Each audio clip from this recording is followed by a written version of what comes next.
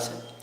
যদি এখানের মধ্যে তোমার 11টা কি 12টা অধ্যায় থাকে, 11-12টা অধ্যায়ের মধ্যে তুমি প্রথম তোমার টার্গেট থাকবে হচ্ছে 11-12টা অধ্যায় থেকে কমপক্ষে 10টা অধ্যায় তুমি নিবা আর কি। মানে 11 থেকে 12টা অধ্যায়ের মধ্যে কমপক্ষে 10টা অধ্যায়,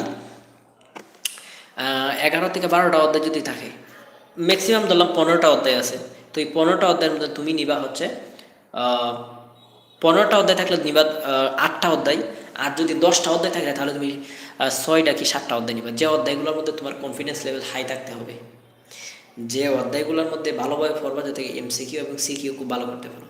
কিন্তু 10টার মধ্যে যদি 15টা থেকে যদি তুমি 8টা অধ্যায়, 15টা থেকে 10টা অধ্যায় এবং 10টার থেকে 7টা বা 6টা অধ্যায় পড়ো, এমনভাবে পড়তে হবে অধ্যায়গুলো খুব ভালো হবে যাতে এখান থেকে যেইভাবেই যেখান থেকে প্রশ্ন আসুক না কেন তুমি যাতে আনসার করতে পারো। আর তাছাড়া তুমি যাতে যেইভাবে তুমি আনসার করতে পারো। আর সবচেয়ে বেশি সবচেয়ে গুরুত্বপূর্ণ